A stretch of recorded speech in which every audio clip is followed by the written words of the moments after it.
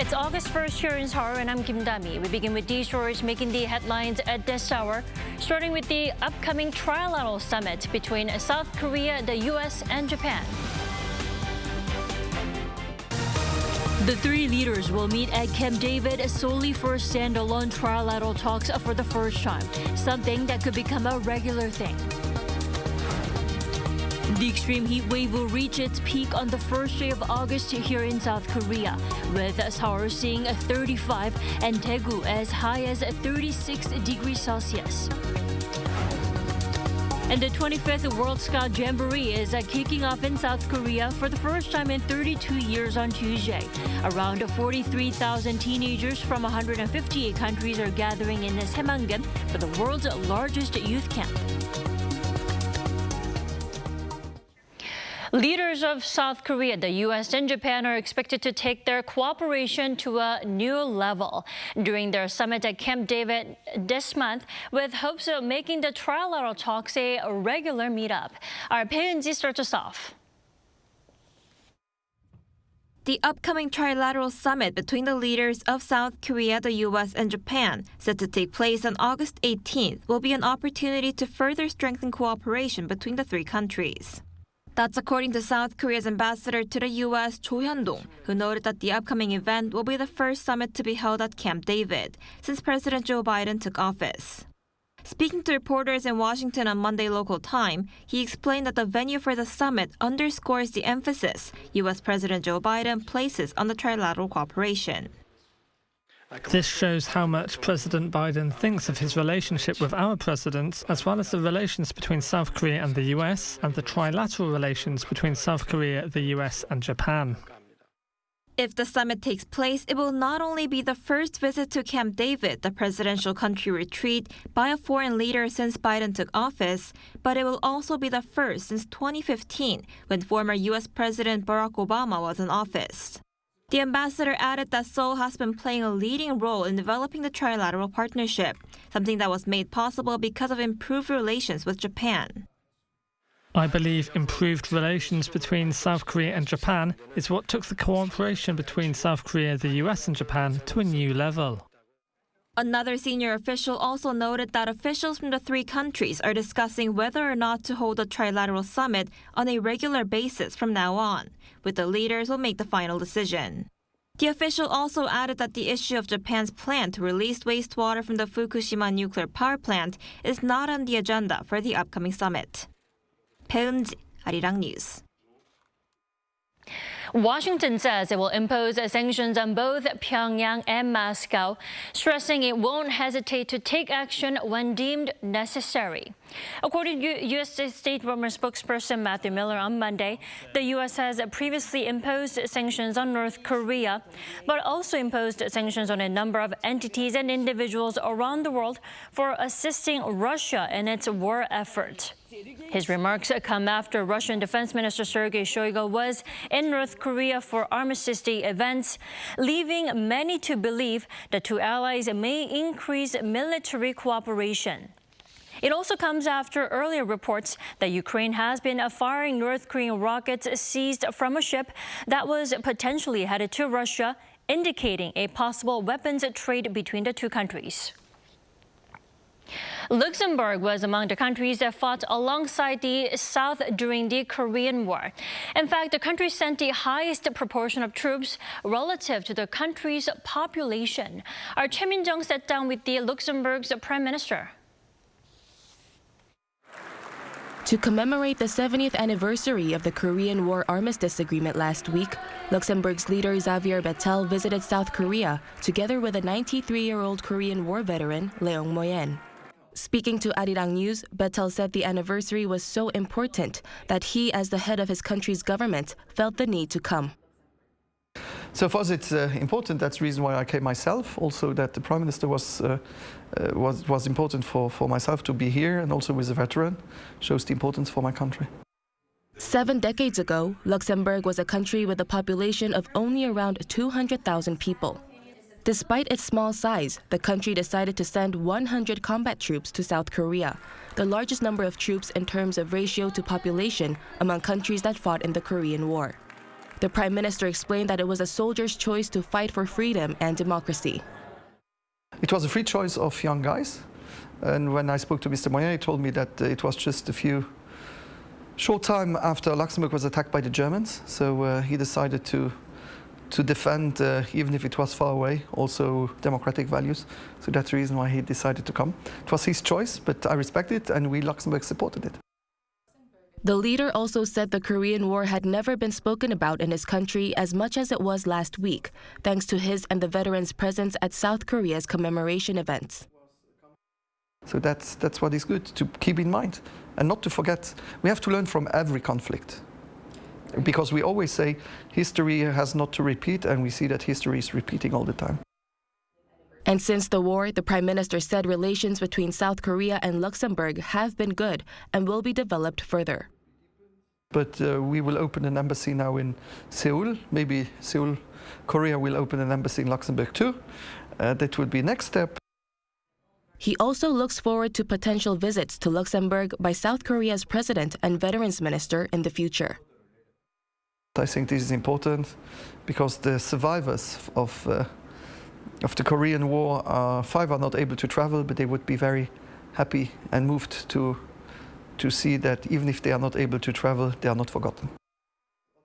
Luxembourg's leader stressed that the Korean War has proved South Korea and his country are trusted partners and that even distance doesn't determine the size of friendship. Choi Min-jung, Arirang News.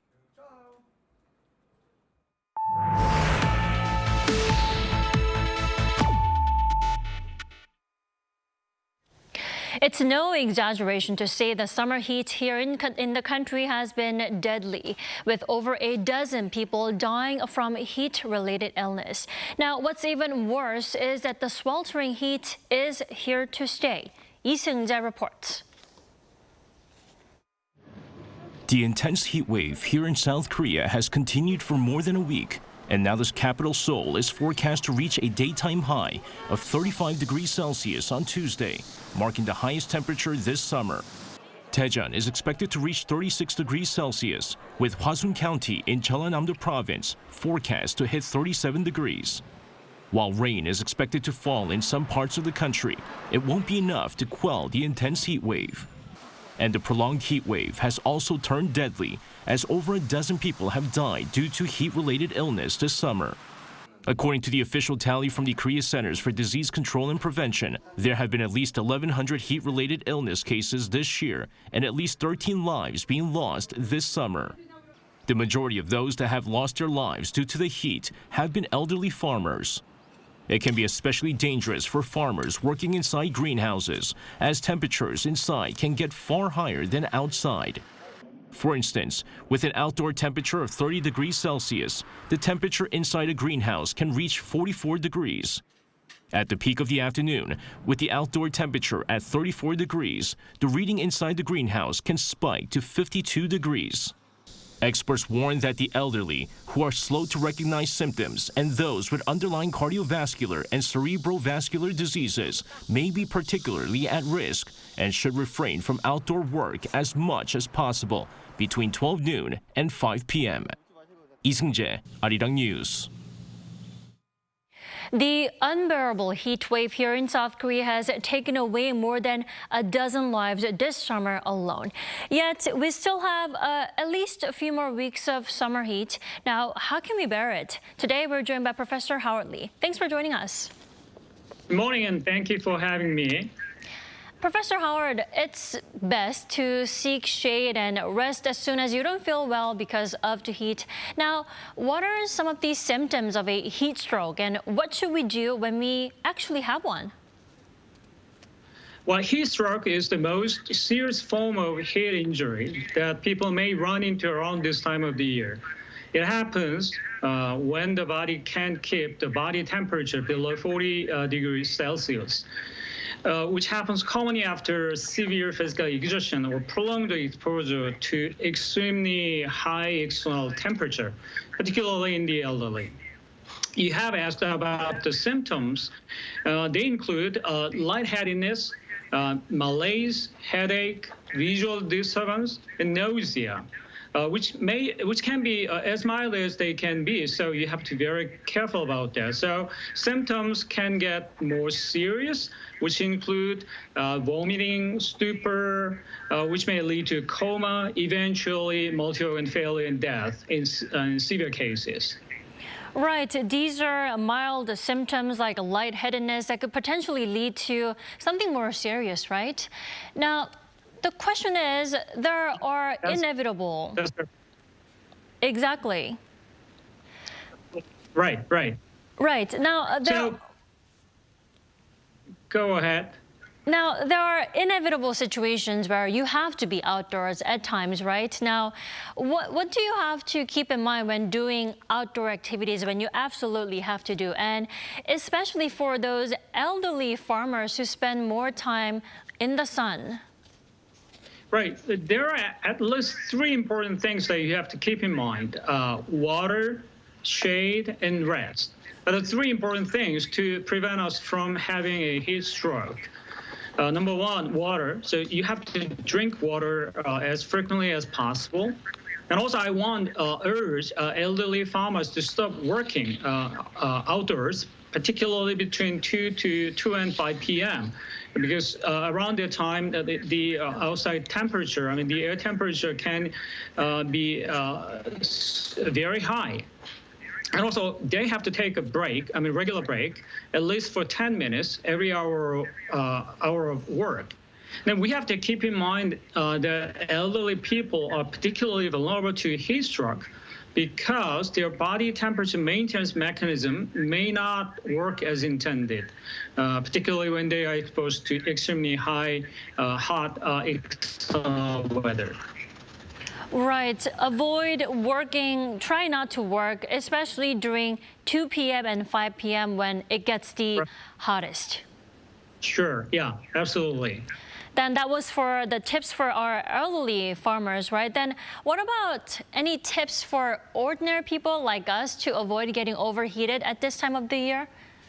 Almost the same tips that I can give you, but I think they have to refrain from outdoor activities. Mm-hmm. But should they have to go out, wear a cap or bring a sunshade, such as a handheld parasol.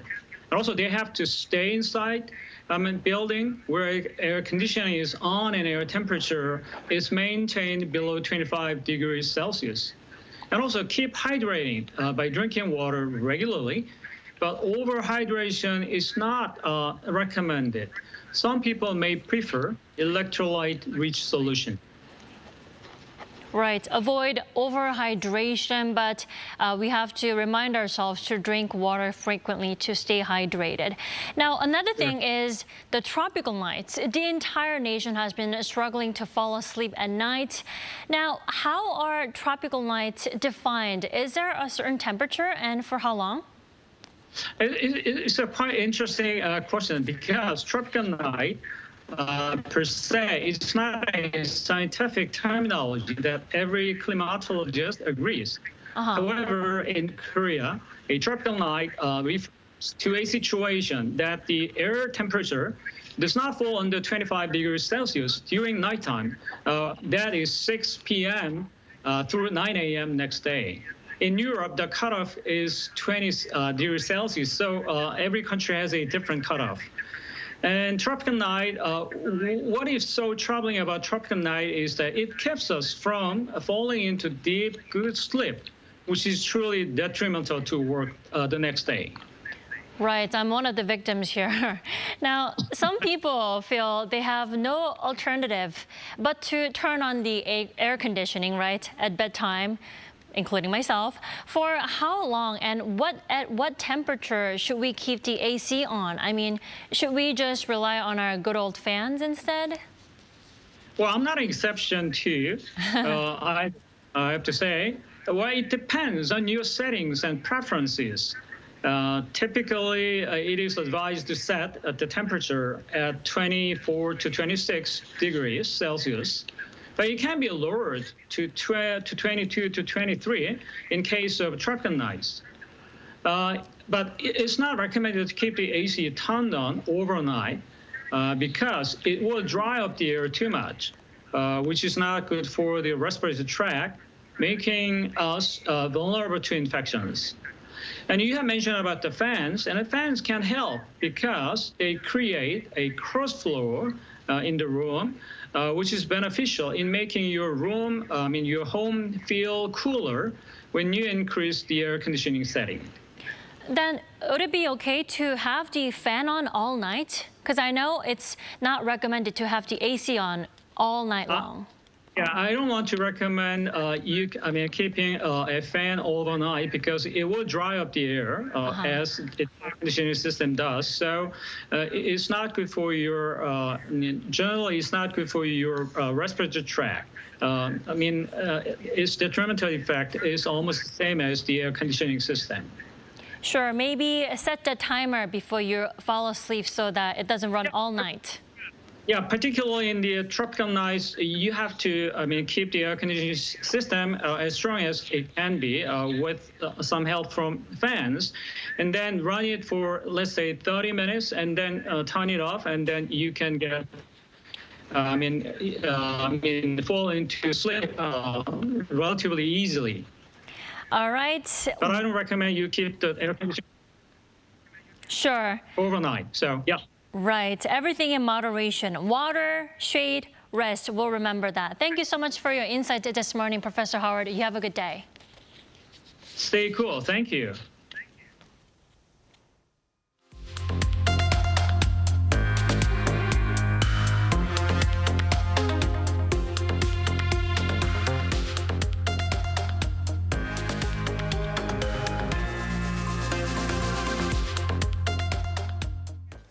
The world's largest youth camp, the World Scout Jamboree, has opened in South Korea. The event takes place at Saemangeum, Jeollabuk-do province on the country's west coast, bringing together some 40,000 teenagers from 158 countries. Now, running from the 1st to the 12th of August, a variety of programs are scheduled, including international food exchanges, a Korean temple stay, and a K-pop concert.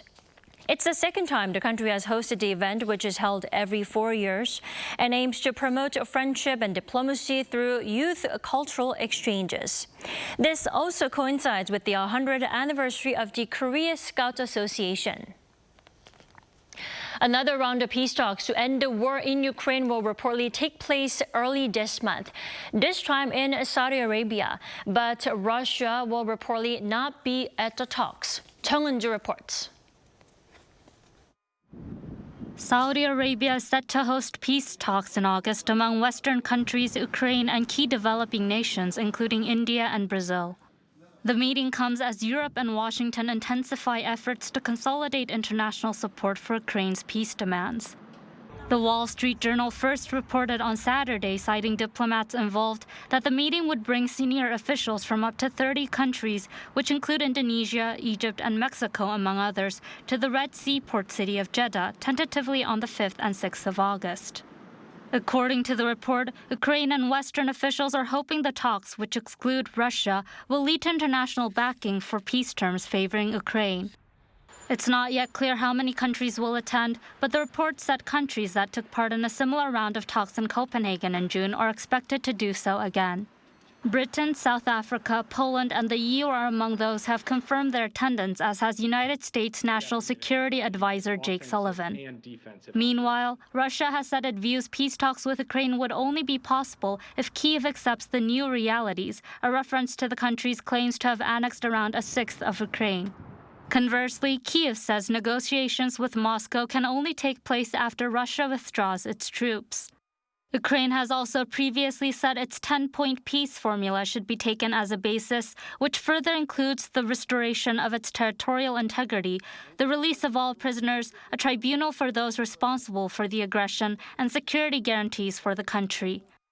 Arab nations have largely remained neutral since Russia launched the war on Ukraine in February 2022, in part due to their military and economic ties to Moscow.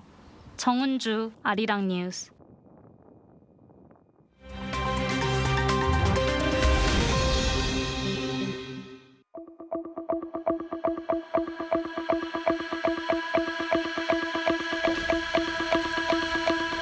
Good morning, I'm Matthew Ashling, and we now turn over to stories from around the world.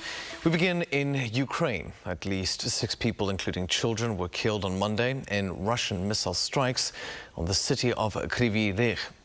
Now, the missiles struck an apartment complex and a university building, wounding 75 others and trapping people beneath the rubble. Hundreds of people are involved in rescue operations, and at least 30 have been pulled to safety. A day of mourning has also been declared. Now, the city attacked is the hometown of President Volodymyr Zelenskyy. The strikes come a day after the Ukrainian leader said that war is returning to Russia. This is not the first time the city has been targeted. In June, 11 people were killed and 28 wounded after Russia launched missiles at an apartment building and warehouses. Now in Beijing, at least 2 people have died and over 30,000 have been evacuated amid major flooding and landslides in the capital and other parts of northern China. Torrential downpours from Storm Doksuri over the weekend caused Beijing to receive the equivalent of July's annual rainfall in just 3 days. The death toll is expected to rise, and the city has issued a red alert, the most severe weather warning in its 4-tier system. Now, subways have been closed, flights delayed, and tourist attractions, including the Forbidden City, are off limits. Businesses have also been ordered to allow employees to work from home. Coup leaders in Niger have accused France on Monday of planning a military intervention to reinstate the ousted president Mohamed Bazoum. They said Niger's fallen government had authorized the country's former colonial ruler to carry out strikes to free Bazoum. Now, France has not confirmed or denied the allegation, instead saying that its focus is to guarantee the security of its nationals. This comes after the first photo of Bazoum since the coup was released. In it, the ousted leader is seen meeting with Chad's president for in-depth talks to find a peaceful resolution. Bazoum has been confined to the presidential palace since Wednesday after his presidential guard forcefully took power. And finally, actor and comedian Paul Reubens, best known for his character Wee Herman, has died at the age of 70. According to his publicist, Reubens died on Sunday following a 6-year battle with cancer. Reubens created and portrayed the popular 1980s character Wee Herman, recognizable in a tight-fitting grey suit, a red bow tie, and an iconic laugh.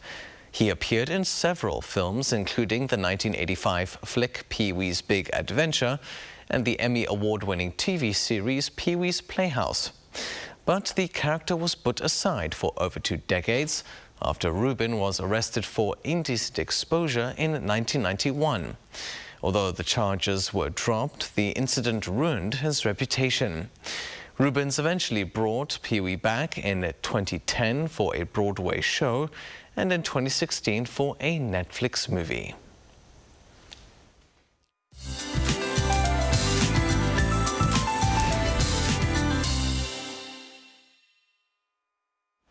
Good morning. A wave of deep, blasting heat continues to sweep Korea, with temperatures to rise a bit higher than Monday. Take care during this massive heat wave. Passing rain is in the forecast again, mainly in central regions and parts of Jeollabuk-do province. Those in the capital area should have a strong umbrella handy. It looks like it will rain heavily from lunchtime, with up to 60 millimeters expected. Meanwhile, the rest of the southern regions will be under strong sunshine. Now, the 25th World Scout Jamboree kicks off today in Saemangeum, Buan County in Jeollabuk-do province, about 180 kilometers away from Seoul. The event runs through August 12th, welcoming as many as 40,000 scouts from 158 countries around the world. Well, Buan County is also under a heat wave warning, so please stay safe in the high heat and be sun smart. Meanwhile, highs in most parts will be hovering around 35 degrees Celsius this afternoon. Southern regions and Jeju will see passing rain Wednesday, while the heat stays through next week. That's Korea for you, and here's a look at the international weather conditions.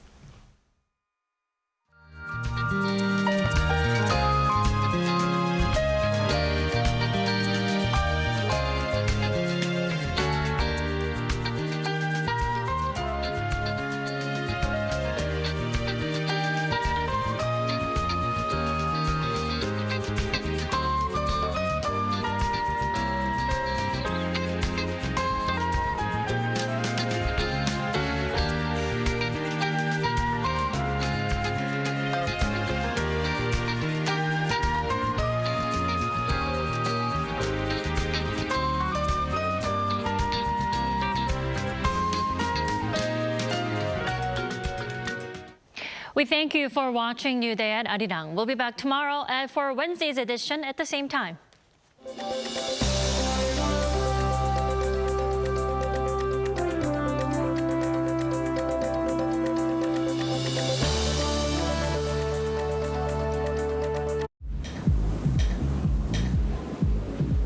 Welcome.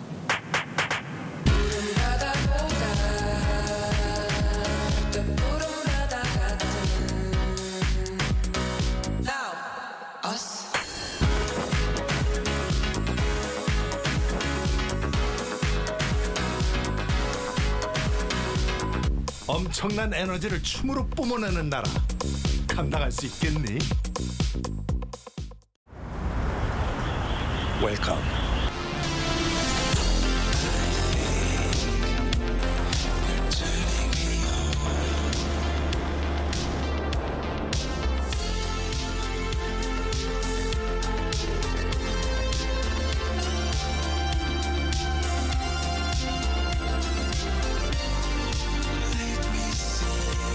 (24시간) 불이 꺼지지 않는 나라. 감당할 수 있겠니? 한국에 오면 먹어야죠.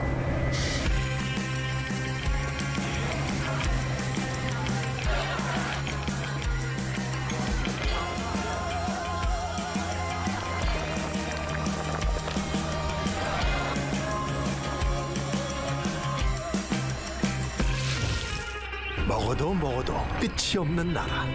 감당할 수 있겠니?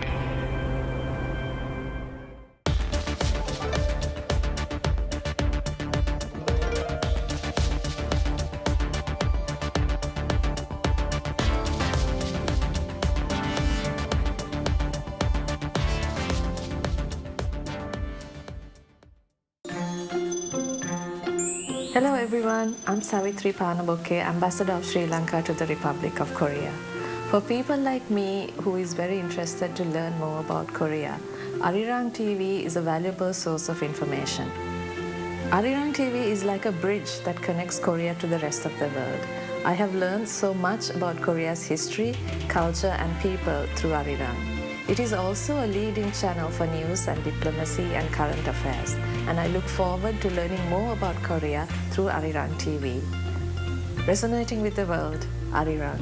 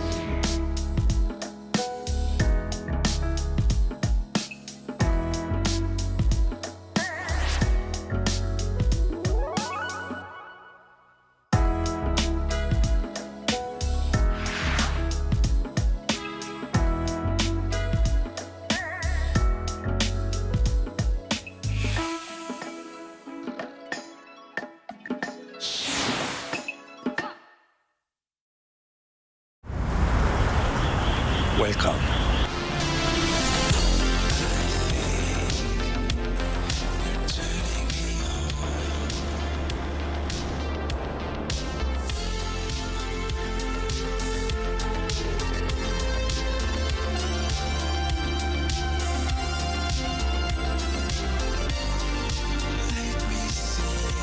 (24시간) 불이 꺼지지 않는 나라.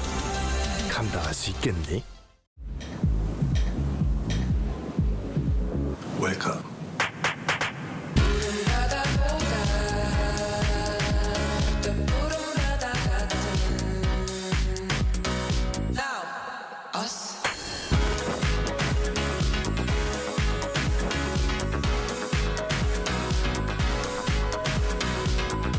엄청난 에너지를 춤으로 뿜어내는 나라. 감당할 수 있겠니?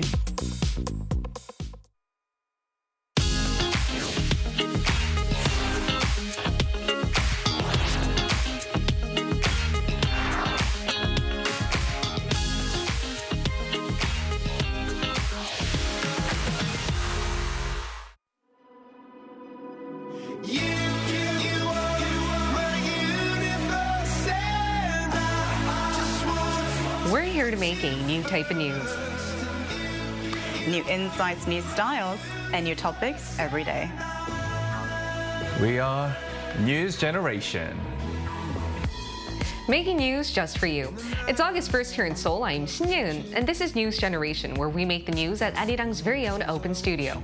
Every morning, we'll discuss the top issues and latest current affairs affecting people in their 20s and 30s. Joining me in the studio is Cheska Dainong. Happy August, everyone. Happy August. It's the first day of August. Exactly. Yes. And happy Hoon. Yes, good to be here. All right, happy Tuesday. Now, both are here to speak on behalf of people in their 20s and 30s. As usual, let's start with our news feed, which covers different hashtags and news items that have been trending on social media over the past 24 hours. Last weekend, Taylor Swift held her tour concert in Seattle. Her fans jumped around so much they caused seismic activity that's equivalent to 2.3 magnitude earthquake. A seismologist from Western Washington University was the first to examine such vibrations and then called this phenomenon a swift quake. Moving on, South Korean singer Psy, known for his song Gangnam Style, invited hundreds of soldiers on Saturday to attend his summer concert, Water Show. Psy donated tickets to military units near where the concert was held in Poryong, Chungcheongnam-do province. He said this was to help soldiers relieve their stress after working for weeks helping civilians and their households devastated by the recent torrential rain. And last but not least, in the third week of July, we've seen the number of people who caught COVID-19 increase to over 253,000, and that was a 35% jump from a week earlier.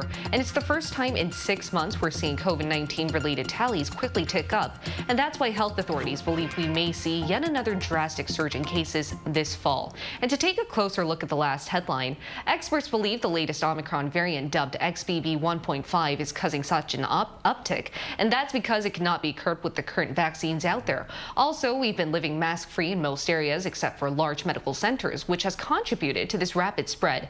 Ever since the Korean government said COVID-19 is no longer a health emergency, we've seen most restrictions lifted.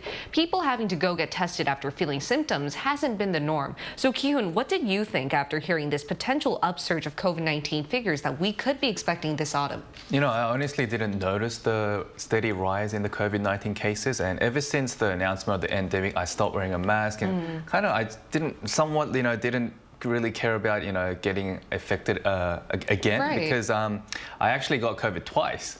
But the second one wasn't as severe as the first one. So I kind of just took it as, it could be just another flu or another virus that we just have to live with. And I think many other people are pretty much thinking the same way. But what matters the most is what's happening at the moment, what we have to deal with, which is, I think, the extreme hot weather we're experiencing right now due to climate change. So, but at the same time, I think for the elderly and people with, infants, they need to be extra careful, I guess. If they feel the symptoms, always wear a mask, because it does help, and we've seen it over the past few years. And that's exactly what health authorities have been worried about. With blistering heat waves, not a lot of people would like to put on their face masks again, but it's been proven for years now, when we called COVID-19 a pandemic, that wearing masks, getting tested, and treating yourself, also self-isolation, are all key to curb the virus spreading. What do you think about this, Cheska? I absolutely agree with Ki-hoon. I personally, knock on wood, have not gotten COVID. Not yet. Not yet. Or I may be asymptomatic, but I just never experienced it. But the thing is, I saw both of my grandparents suffer through COVID, and they've had side effects for a very long time. So I do believe that it is very important for elderlies, and especially, families with infants, to really take precautions when, headlines as such come up.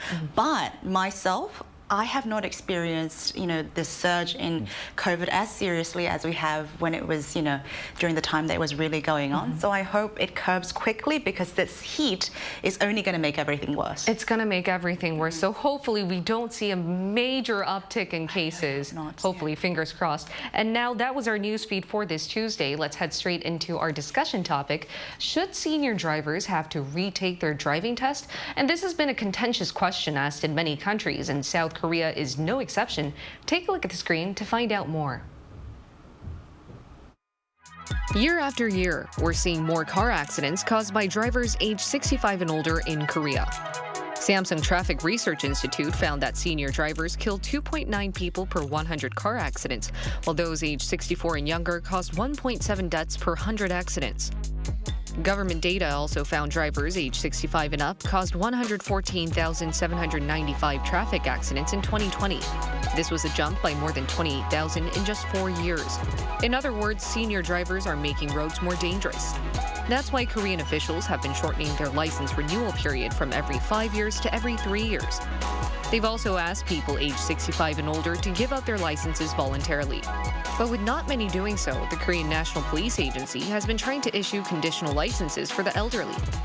More specifically, limiting senior drivers from driving at night.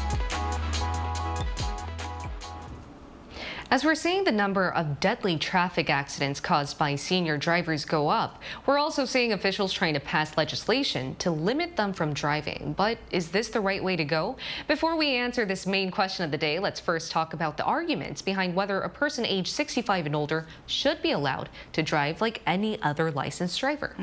I mean, recent incidents, as we've heard in the VCR, have really brought this discussion to surface about whether it's safe or advisable for senior drivers to maintain their license and drive on the road. I mean, incidents such as an SUV accelerating and crashing at an apartment complex, a 7-vehicle collision near a department store, have all involved drivers aged 65 and up.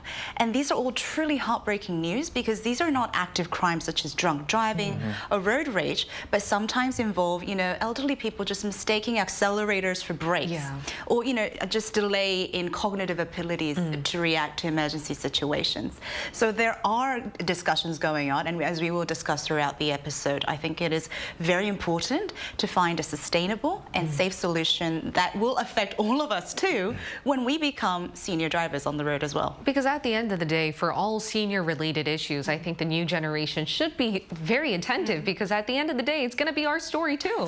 Yes, exactly. And Q, what do you think about this question? The Road Traffic Authority advises drivers who are over the age of 65 to take traffic safety education programs, but mandates those over 75. So the steps are, first you must apply online and then be screened for any signs of dementia, attend a road traffic education program, and submit a copy of a medical checkup that was taken within 2 years to be able to renew their driver's license. Right. So, just like what Cheska said, I mean, these steps are taken to find, a more effective and safe solution for everyone's safety on the road.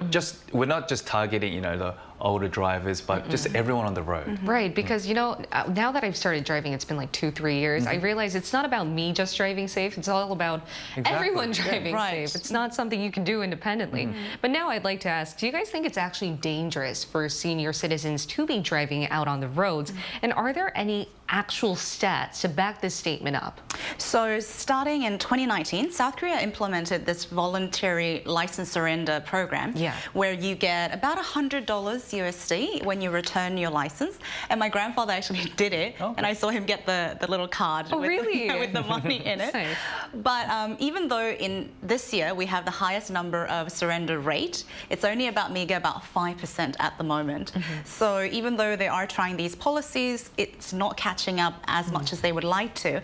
And according to the stats, data spanning about a decade indicates that there's a significant increase in the proportion of accidents that involved people from aged 65 and up. So in the last 10 years up to 2021, there was about 11% increase in the accident from about 13 to 24% in year 2021. So there is an increase in the accidents involving people with certain age group. But again, these are sadly not active crimes, but just cognitive ability failures or mistaken accidents that are caused. So. Right, and Q, do you think it is really dangerous for senior citizens to be driving? I mean, stepping away from the stats, I mean, the general public just needs to know that the moment you drive on the road, you are immediately exposing yourself to so many different risks and dangers. where some accidents may be even unavoidable. So I think it's always a two-way responsibility when it comes to road accidents. And it's just because, like what you said, just because I'm a safe driver, it doesn't mean I won't get into any kind of accidents. And, you know, from the senior driver's perspective, they can always counter-argue that, you know, drivers in their 20s, they also cause a different type of threat and danger on the road from, you know, inexperience, road rage, drunk driving, and even speeding. Exactly. So it's not just those senior drivers who are causing the most threat. There are always, you know, the younger drivers as well. Absolutely. And I think it's just a social trait that we're experiencing right now, especially here in Korea with the aging population and higher life expectancy. So that's why the government is taking, you know, appropriate measures to lower the number of fatal road accidents. So, yeah. They're taking precautionary measures given that South Korea will be a super age society by the year 2025. Then what do you guys think needs to be done more? Should there be any legislation or regulation to stop or encourage senior citizens to either revoke their license or take the driving test again? What do you think needs to be done? So I have a question. I know it's hard to imagine, but imagine you're 65 or up now. Right now. Right now, yes. Would you be willing to surrender or rescind your license? Ooh. Not for $100 USD. Yeah, that's so true. 10,000, yeah, I might. 10,000 USD, that's more like it. Surrender my driver's For 10,000, license. I would surrender a license I don't even have. Exactly. 100 USD is not enough. You know, I can spend it in a day or week. Yeah, so. Even hours. Hours for you. Yeah. If you want to be extravagant. But me too. I don't think I would ever rescind my license because I would feel confident, and you know, longer life expectancy. I think 65 is the new 23 these days. So why not? If I'm able to drive, and I think I have the cognitive ability, I would never want to give that up. You know, it's so interesting. I mean, I haven't answered mine, but out of the 3 people, 2 of you already said you wouldn't. Yeah. But if we take a look at the screen, I saw a very interesting stat that shows quite the opposite. Really? So this is the survey of people under 30s, and they say more than 70% said they would be willing to rescind their license. Oh, yeah. So they were okay with the 100 USD. Yes. It's because they're not 65 yet. Yeah, they have that's no so true. idea how it feels to be older. I don't either, but you know. They don't know how I don't it think feels. we're the best people to talk about what it feels like. It's sad enough, you know, being old. Right. But I guess it differs per person. It does, it does. And I mean, I think it shows that these are the policies that will affect us when we become seniors as well. And I mean, even now, as Kyun mentioned, I don't feel particularly safe about driving next to some of the insane drivers. So imagine, you know, like when we're older and there are no regulations or protections, I would feel extremely unsafe. So, and again, I think it's not simply about matter of, you know, can you drive or can you not drive, but, you know, trying to find a sustainable solution that will actually serve and protect all of us on the road. Yeah. Because as Kyun mentioned, it's not about age per se. I think your driving ability comes from like who you are as well, don't you think? Definitely. Yeah, and would you like to add on to the same question? You know, I read an interesting article where the National Police Agency is proposing a law for all drivers over 65 to stick a sticker written senior driver in their back window. Kind of like a sticker when you have a baby. Like baby on board, you know, oh, I'm a beginner. Yeah, kind I of still like have that. Yeah. And so people, when they see those kind of stickers, they immediately kind of notice, oh, I should be careful around those cars because there's a baby on board or whether they're a beginner driver. And same with the senior driver as well. So these kind of stickers do exist, but they're all different in sizes, fonts, colors, and shapes as well. So across different provinces. So the agency is planning to design just one fixed type of design sticker so that everyone, when they see it, oh, they immediately, you know, realize, oh, I should be careful around these cars and, you know, put in more consideration. But however, on the flip side, because it's not mandatory, you know, people are not too sure whether all senior drivers will be willing to actually put this sticker like in their back window because for them, it will be like, oh, they might be looked down upon and be kind of disrespected just because they're old, you know, they're considered bad drivers. So we're still young. We don't know how it feels to be, you know, at that age, being forced to put that kind of sticker. So we'll have to wait and see. I think this topic today is really contentious and difficult because there's an aspect of ageist. You know, we do have discriminatory thoughts towards people getting older. We think their cognitive ability goes down, which is scientifically proven. But at the same time, because we're living in such an open and diverse society where we're accepting to the fact that we have longer life expectancy, better technology, we should respect more people out there and we shouldn't be discriminatory just because you're getting old. Absolutely. But then there's also also the aspect of safety. So there's so many different factors to think about. And Kyun, as much as this is a tricky question, I would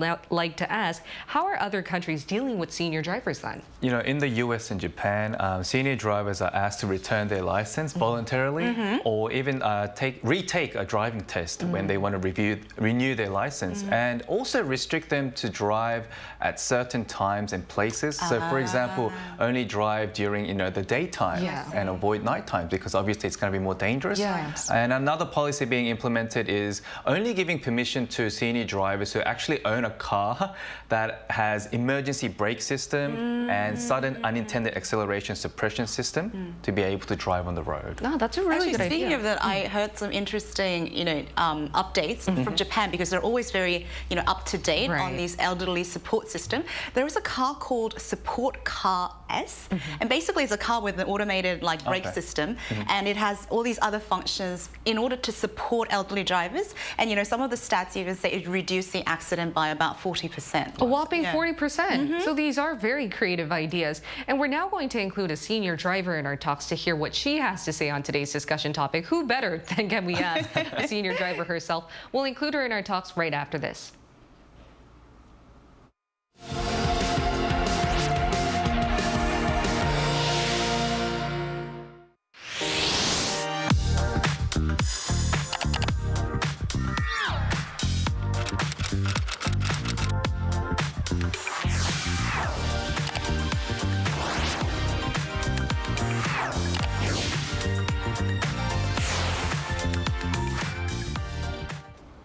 Let's now include a senior driver in our talks who has driven both in the States and Korea. It's Sarah Ko. Welcome, Sarah.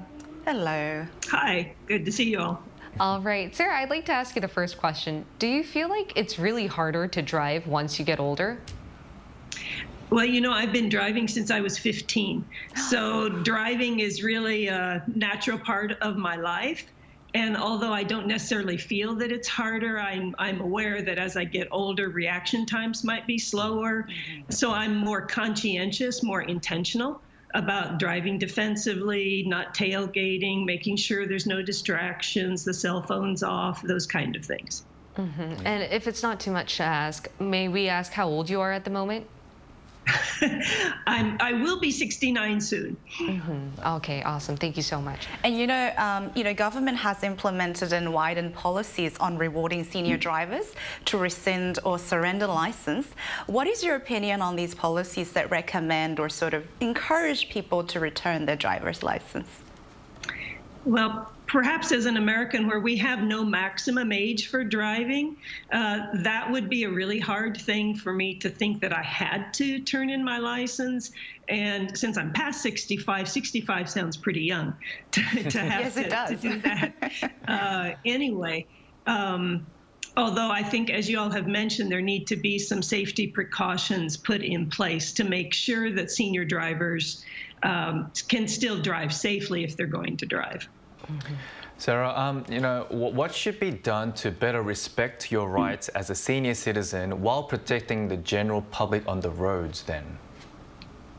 I think one possibility is to, before you have to rescind people's license, would be to encourage self-imposed restrictions, encourage not to drive at night. People get cataracts or they have eye vision problems and their reaction times are slower. So they should be encouraged perhaps not to drive at night or not to drive on crowded highways at rush hour time, to be wise about where you go.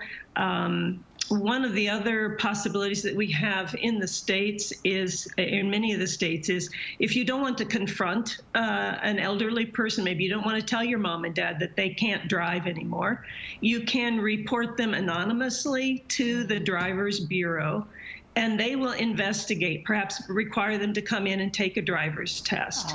But you can do that anonymously if you are concerned about someone's driving, so that they are checked up on. That's a really great idea.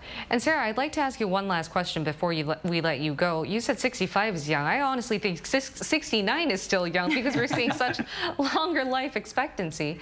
And if anyone were to ask you to rescind your driver's license, what would you think? And given that today's discussion topic is quite contentious, I'm quite curious as to where you stand on this. asking or requiring are two different things. If you asked me, I would not turn it in. My dad, who's 97, is still driving. And so if I had to do it voluntarily, I would not choose to do that. If you require me to do it, that's a different issue. Then I have no choice.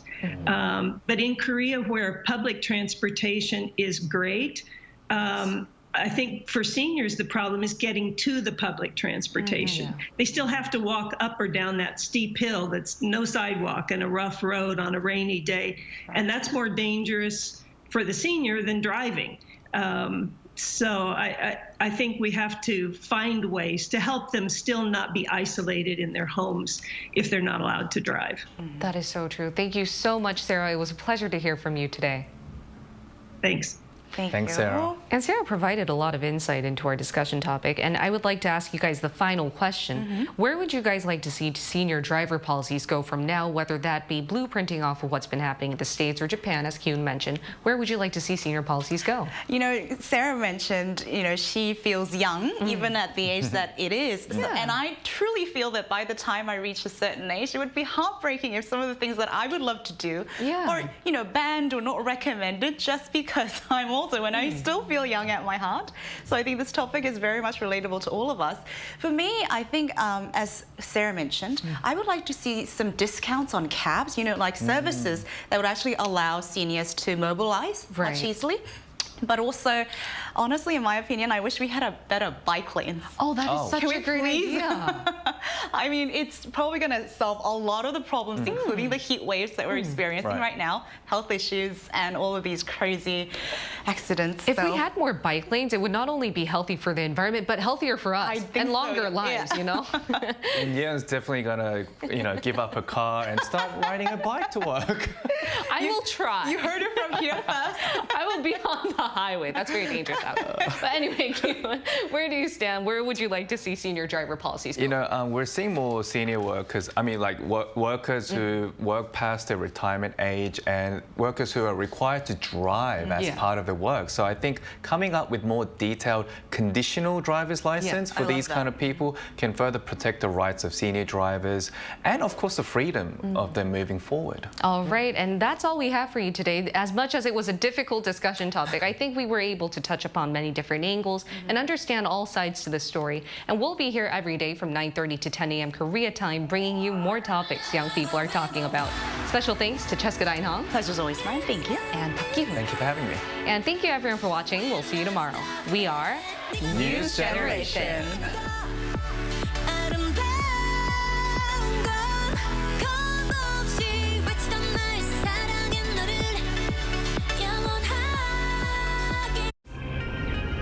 한국에 오면 먹어야죠.